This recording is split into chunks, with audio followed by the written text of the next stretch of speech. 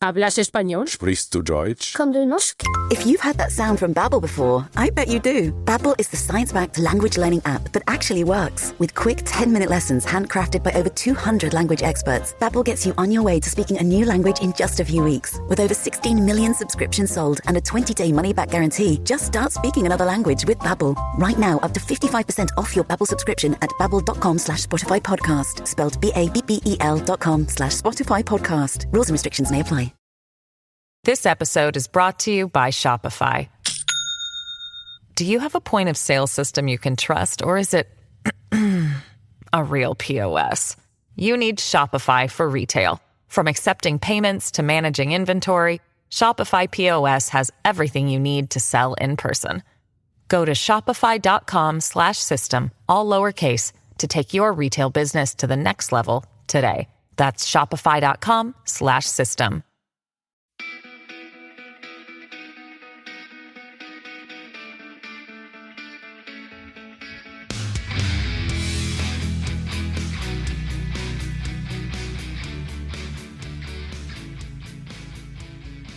Olá pessoal, bem-vindos a mais um episódio de Mil Crimes. Eu sou a Bruna e este é um mini episódio, não tão mini assim, porque foi a Jéssica que escreveu. E o único recado que eu tenho pra vocês é pra vocês darem uma olhada no nosso perfil no Instagram ou ir direto no canal da Lorelai Fox, porque hoje, na terça-feira, dia 7, saiu um episódio do Arquivo Oculto, que é o quadro especial do canal da Lorelai, que a Jéssica e a Fabi participaram. E elas estão lá falando sobre seitas. Então, deem uma olhada lá, deem o like e comentem o que vocês acharam. E é isso, gente. A gente ama a Lorelai e as meninas me contaram que foi muito maravilhoso e o vídeo tá muito bacana. Então, é isso. Bora pro episódio de hoje.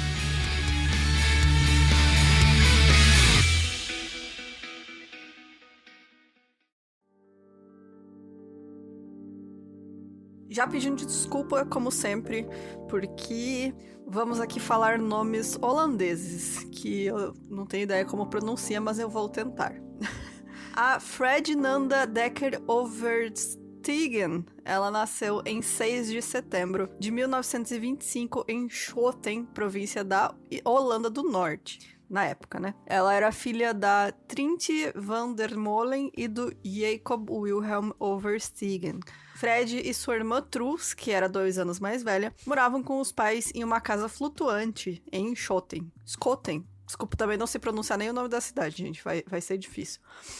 Quando os pais se separaram em 1933, a mãe, a Fred e a Truls mudaram-se para um pequeno apartamento. O divórcio era bastante incomum na época e a Fred relatou que a mãe ficou de saco cheio um dia e ela disse o seguinte, abre aspas, morávamos num barco grande em Haarlem, mas meu pai ganhava pouco dinheiro e não pagava nada pelo barco. Mas não foi um divórcio feio nem nada assim. Ele cantou uma música de adeus em francês da proa do navio quando fomos embora. Ele nos amava, mas não o vi muitas vezes mais depois disso, fecha aspas. Então, a mãe criou as duas meninas sozinha. A Trintje van der Molen mais tarde se casou novamente e teve um filho chamado Rob. E a Trintje, ela era trabalhadora e também ela era comunista e tinha um forte sentido de justiça e transmitiu isso às suas duas filhas, né? E falava sempre que era certo e importante elas defenderem-se contra injustiça. Então, embora a pequena família fosse pobre e vivesse em condições muito precárias e difíceis, imediatamente após 1933, acabaram acolhendo pessoas que tinham fugido da Alemanha nessa época do terror nazista. Na sua maioria, então, eram pessoas perseguidas politicamente. No início, comunistas e socialistas, né, que foram os primeiros ali a serem escorraçados da Alemanha, mas também depois elas receberam também refugiados judeus. A casinha era apertada, a família tinha pouco o que comer e dormia em colchões de palha, e a guerra estava acontecendo por toda parte. A Fred diz que Haarlem foi massivamente bombardeada, que foi terrível, e ela também diz que eles dirigiam pela cidade nesses caminhões abertos, lençóis cobrindo todos os corpos. Fred Overstegen lembrou-se na sua velhice que uma mulher com um filho de 16 anos, cujo marido estava num campo de concentração na Alemanha, foi acolhida e escondida pela sua mãe. E aí, por esse exemplo da mãe, ela e a irmã Trus entenderam que era preciso agir quando necessário, mesmo que envolvesse perigo, né?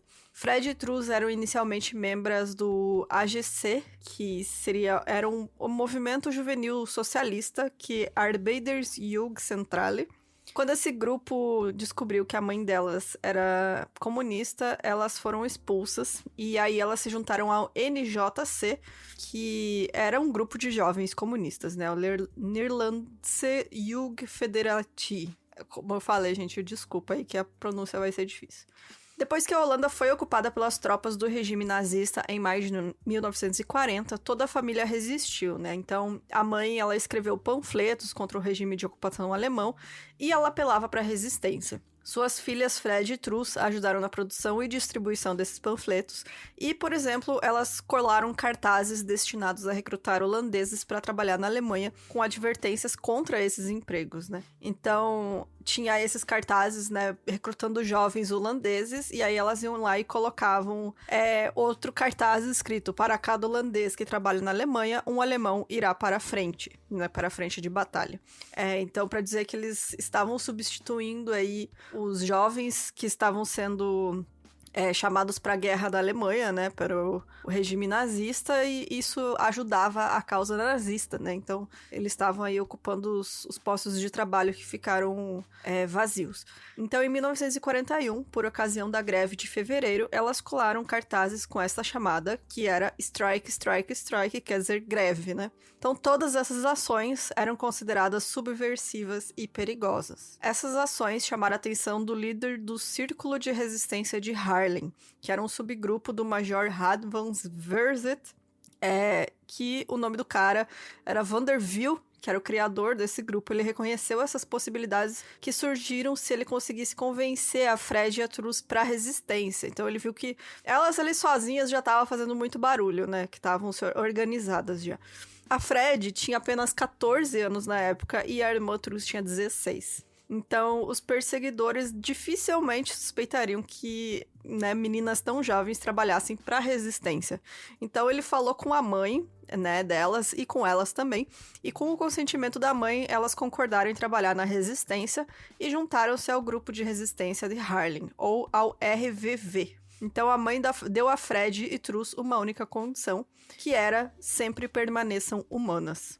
E aí a Trus, ela comentou que só mais tarde o líder, né, disse o que elas realmente iam ter que fazer, que era sabotar pontes e linhas ferroviárias. Não era mais um negócio, né, só colar cartaz e sair correndo, né? Era um negócio muito mais perigoso. E aí elas falaram que sim, que gostariam muito de fazer isso. Então o comandante acrescentou: e aprenda a atirar nos nazistas. Ela diz que lembro-me de minha irmã dizer: bem, isso é algo que nunca fiz antes. Num remoto galpão de batatas, as irmãs, membros do RVV, aprenderam técnicas de tiro, marcha e sobrevivência. Então, esse grupo, né, observou oficiais de alto escalão da Gestapo e da SS, e aí passou o que eles tinham visto, né, feito todas essas observações e deu instruções precisas sobre quando e onde um ataque poderia ocorrer.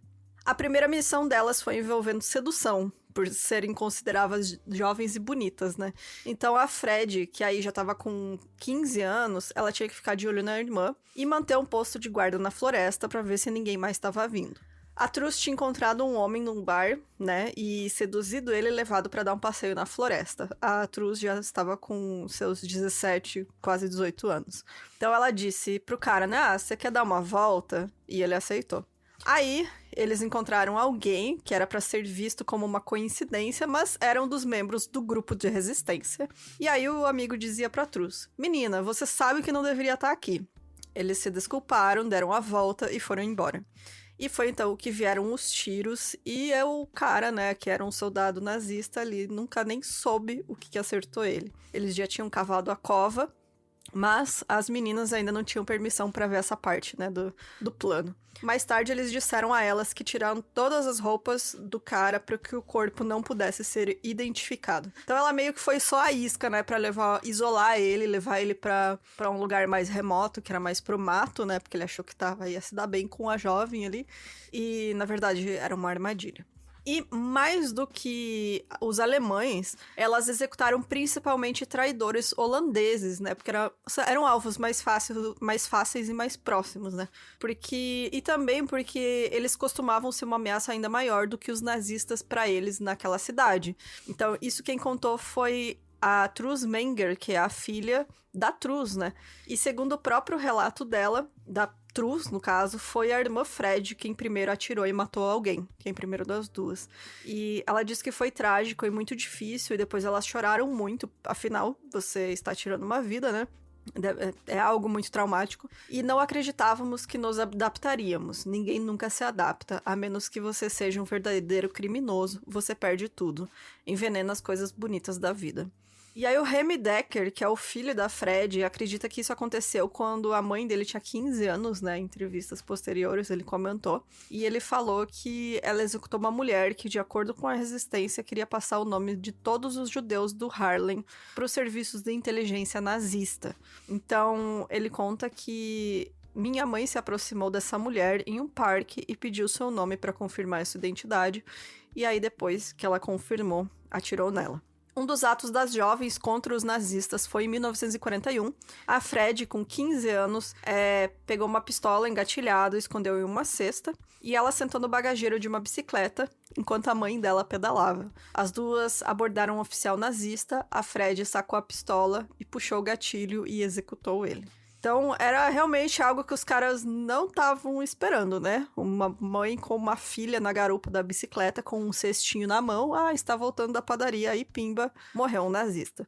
Então, foi formado um grupo de resistência de 7 membros, dos quais Fred e Truz eram as únicas meninas, né? Elas dizem que eram muito jovens e eram adequadas para a resistência porque elas não eram casadas, não tinham filhos e, entre aspas, né, não tinham nada a perder exceto as próprias vidas.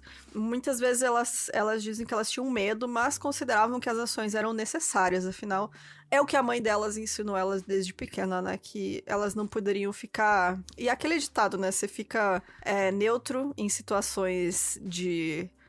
injustiça, você está do lado do opressor. Então elas viram ali que não tinha como ficar neutro, né? Na Segunda Guerra Mundial. Ah, nossa, vou ver os dois lados. Não existe isso, gente. Rapidamente, as forças de ocupação alemãs e os seus ajudantes procuraram intensamente as duas garotas, porque a notícia se espalhou, né? Então, para evitar a captura, a Fred e a Truz trabalharam temporariamente em um hospital de emergência em 43, vivendo no subsolo com endereços em constante mudança. Depois que Henny Sheft, conhecida como a Mulher dos Cabelos Ruivos, que tinha por volta dos seus 23 anos, se juntou ao grupo de resistência de Harlem, né, ou RVV, em 43, ela contatou a Fred e a Truz em nome do RVV. E a Annette Johanna Sheft, chamada Jo, ela nasceu em 1920 em Harlem, perto de Amsterdã, com uma filha mais velha do professor Peter Sheft, que era membro da Associação Socialista de Professores e do Partido Social Democrata dos Trabalhadores dos Países Baixos. E também a esposa dele, Afie Thalia Vrier. A Jo Sheft, que começou a estudar Direito na Universidade de Amsterdã em 38, pouco depois do início da Segunda Guerra Mundial, ela conseguiu ajudar oficiais poloneses em cativeiro na Alemanha, né? Em cativeiro alemão, desculpa. Então, após a ocupação alemã dos Países Baixos, em maio de 1940, ela se tornou cada vez mais ativa no movimento de resistência e escreveu artigos políticos para o jornal universitário, imprimiu esses artigos e distribuiu panfletos contra a ocupação alemã, e também organizou esconderijos para judeus perseguidos e organizou também documentos de identificação para essas pessoas conseguirem fugir, né, e vales-refeição. E aí, quando ela finalmente se recusou a assinar uma declaração de lealdade à administração universitária nacional socialista no início de 43, ela foi impedida de continuar os estudos. Ela já tinha conseguido o diploma de bacharel. Então, ela voltou para a casa dos pais, em Harlem, e se voltou para a resistência militante, né? Então, ela usava um codinome Henny e se tornou membro do grupo, né, RVV.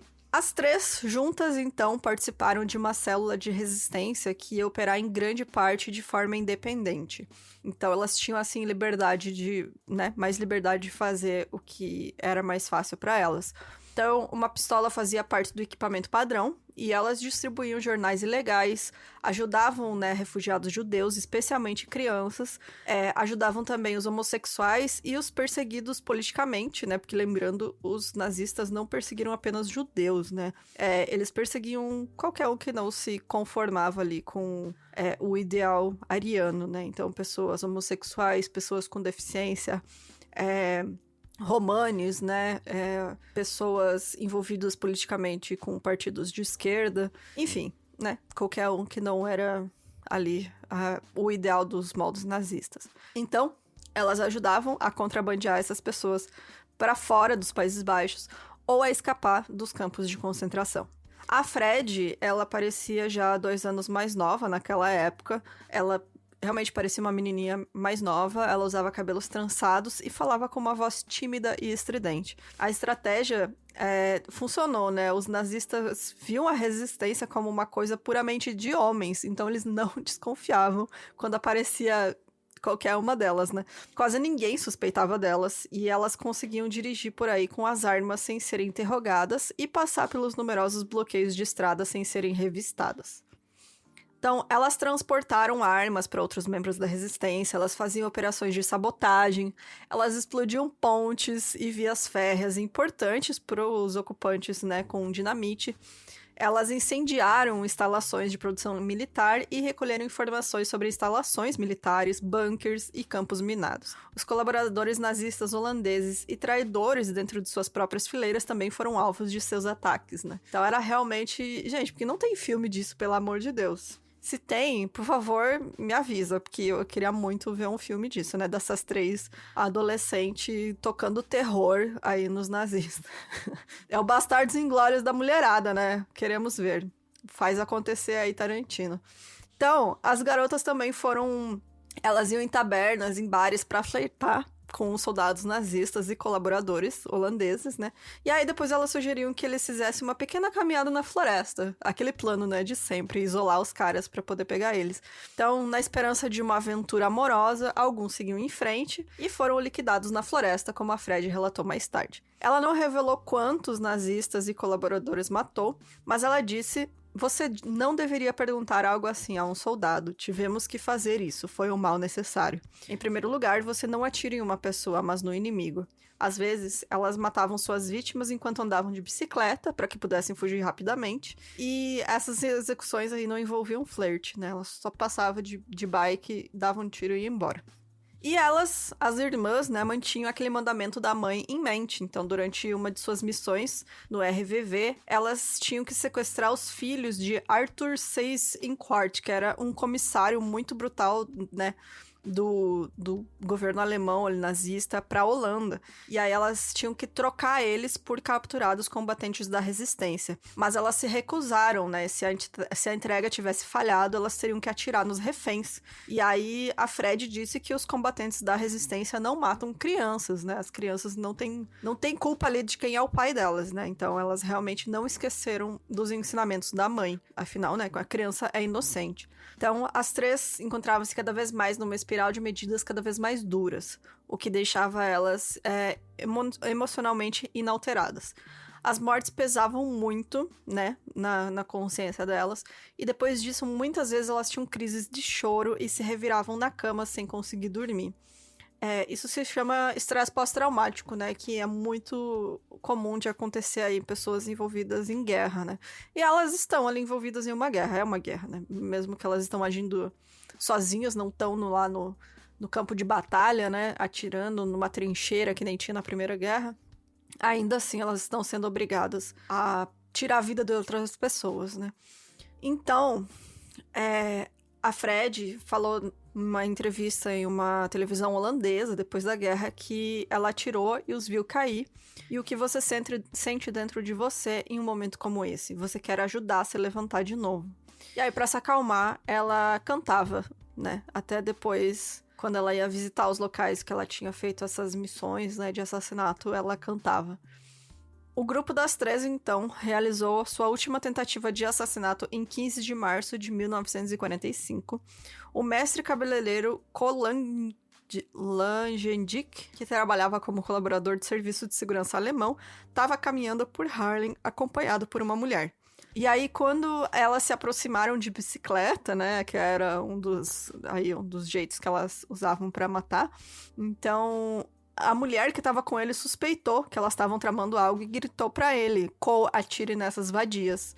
Ele disparou, errou e foi atingido por diversas balas. As mulheres fugiram para um café próximo e fingiram estar completamente bêbadas durante o ataque nazista.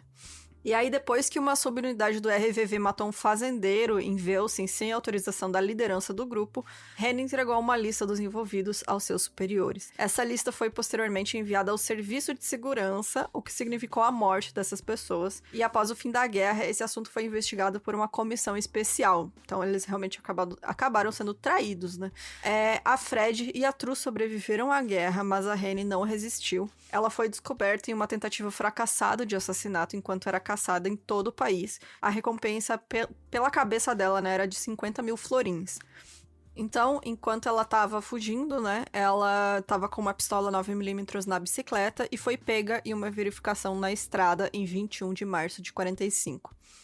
As raízes vermelhas do cabelo tingido de preto denunciaram. Ela era realmente conhecida como a garota de cabelos ruivos. E os nazistas que capturaram ela, interrogaram e torturaram ela durante dias. Embora tenha havido um acordo para não executar mulheres, aos 24 anos a Henny Shaft foi executada nas dunas de areia a oeste de Haarlem em 17 de abril de 45, apenas 18 dias antes da libertação dos Países Baixos. Após o fim da guerra, os restos mortais de 421 homens e de Henny Shaft foram encontrados nas dunas. Ela foi enterrada em 27 de novembro de 45, no cemitério honorário de Blumendal, com a presença da princesa Juliana e seu marido, o príncipe Bernhard.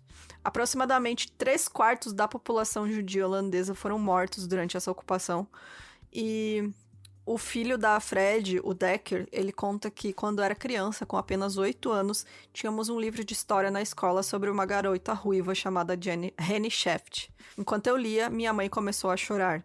Ela me disse que tinha sido amiga dela durante a guerra e que havia sido morta pelos alemães. Ela mencionava a guerra e Henny com frequência. Isso permaneceu com ela durante toda a vida. O fato de que ela sobreviveu à guerra e Henny não. O período pós-guerra não foi fácil para Fred. A chamada Guerra Fria, né, começou. E o perigo vermelho estava iminente aí já, né? Virou aí o próximo inimigo. Eram os comunistas, até hoje, né?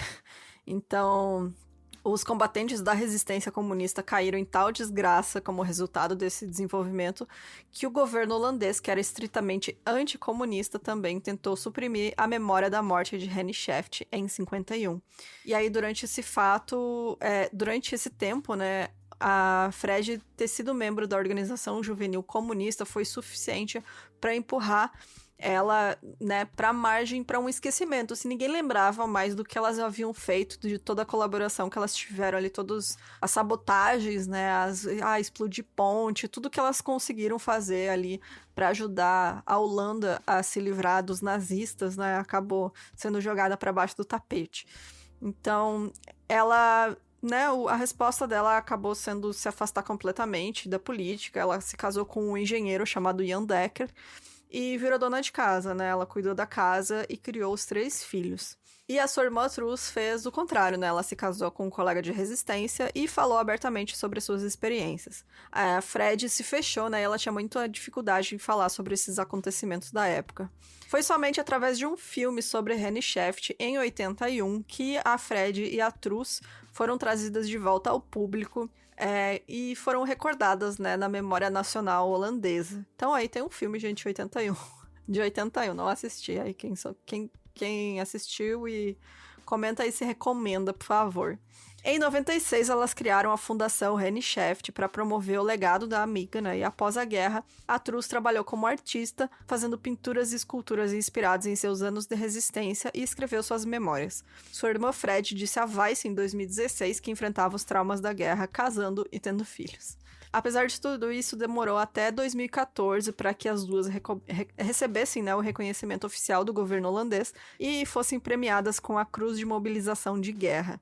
O então primeiro-ministro holandês Mark Rutte classificou-as como um ato de justiça histórica. O então primeiro-ministro holandês Mark Rutte classificou isso, né, a cruz da mobilização de guerra, como um ato de justiça histórica, que finalmente elas estavam sendo reconhecidas. A Fred ficou feliz, mas também disse: eu não fui uma heroína, minha irmã não foi uma heroína, apenas fizemos a coisa certa. Perto do fim de sua vida, Fred se dispôs a conversar com os 2 documentaristas T. Zeeman e Manon Hurstra sobre suas experiências durante a Segunda Guerra, e foi assim que o documentário Duas Irmãs na Resistência, de 2016, foi possível. A Truss morreu em 2016 e a sua irmã Fred morreu em 5 de setembro de 2018, em uma casa de repouso, um dia antes do seu aniversário de 93 anos e apenas 8 quilômetros de sua cidade natal. Hey, I'm Ryan Reynolds. Recently, I asked Mint Mobile's legal team if big wireless companies are allowed to raise prices due to inflation. They said yes. And then when I asked if raising prices technically violates those onerous 2-year contracts, they said, what the f*** are you talking about, you insane Hollywood ass f- So to recap, we're cutting the price of Mint Unlimited from $30 a month to just $15 a month. Give it a try at mintmobile.com/switch. $45 upfront payment equivalent to $15 per month. New customers on first 3-month plan only. Taxes and fees extra. Speed slower above 40 gigabytes per details. Então tá aí, gente. Muita gente conhece a história da Reni Shaft, mas, né, realmente as duas ali, a Fred e a Truss, elas acabaram esquecidas durante muito tempo, mesmo fazendo tantas coisas incríveis aí que permitiram a sobrevivência de muita gente escapar do regime nazista. Então, é isso, gente. Desculpa qualquer coisa aí, confusão com os nomes. Espero que vocês tenham gostado. Se vocês tiverem qualquer sugestão de caso, manda pra gente no e-mail minhocrimes@gmail.com. Se você tiver qualquer medinho aí, história real, ou até creepypasta, pode mandar pra gente no milmedinhos@gmail.com. E você pode nos apoiar lá no nosso site, tem onde você pode apoiar, tem o Catarse, tem o Apoia-se, tem também o Orelo. E escutando pelo Orelo, você também ajuda a gente. Então, beijos, até semana que vem e tchau, tchau.